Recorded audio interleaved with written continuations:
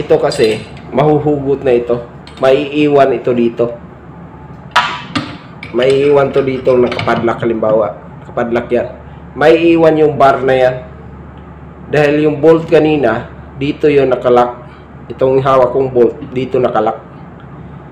So, ibig sabihin, makakatakas ka kahit nasa loob ka.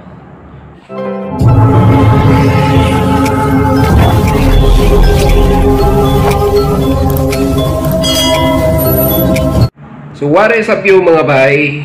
Kumusta? For today's video guys, ituturo ko sa inyo kung paano tayo makakatakas kapag accidentally na kulong tayo sa loob ng storage room, no? As you can see dyan, may yan, storage yan. Tapos halimbawa ito, napadlock. Tapos nasa loob ka, no? Halimbawa, papaano na? Talagang delikado yan.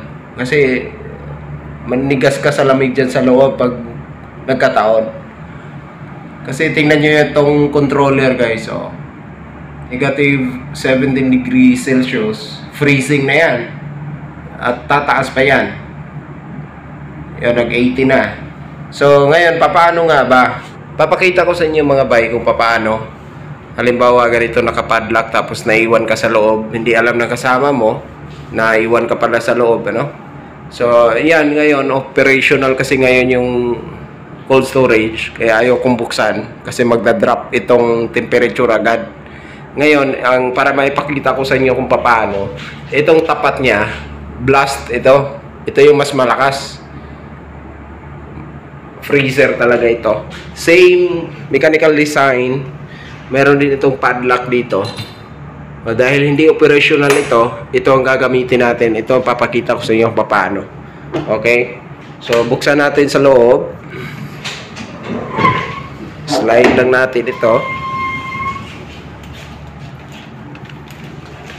Ayan guys. Ayan mga bay. Yan yung kaniyang evaporator.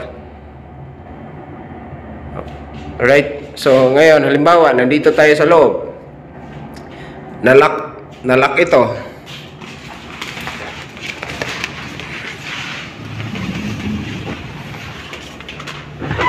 Yan, nalock yan. Halimbawa. Paano ka makakatakas ngayon? Ang gagawin lang natin guys, ganito. Lahat ng storage facility, naka-design yan in case of emergency na makakalabas pa rin yung tao na sa loob kahit walang tulong mula dun sa labas. Halimbawa nakapadlock yung sinabi ko kanina, nakalock, ano. Itong knob na ito lang ang bubuksan natin. Ito pipihitin natin pakaliwa. Ganyan. Pihitin mo lang hanggang matanggal. Right? Pagka natanggal na siya, kasi threaded naman yan eh. Pag natanggal yung knob na yan, makakalabas na tayo kahit nakapadlock yun. Mahaba kasi itong bolt na ito eh. Ayan. So, halimbawa ganito, actual scenario. Pagka natanggal mo na ito lang hahatakin mo ito. Ganyan. Ayan. Bubukas yan. Bubukas yan ganun. Kita mo yung pin, pare.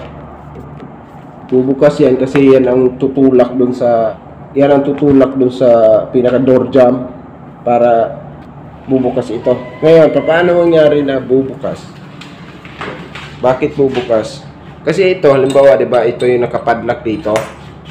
Ito. Dapat nakapadlock ito. Dahil tinanggal mo itong bolt na ito, itong pin na ito kasi mahuhugot na ito. Maiiwan ito dito. Maiiwan to dito nakapadlock halimbawa. Nakapadlock yan. Maiiwan yung bar na yan. Dahil yung bolt kanina, dito yung nakalock. Itong hawak kong bolt, dito nakalock. So, ibig sabihin, makakatakas ka kahit nasa loob ka. Alright? So, sana may natutunan mga bay, no?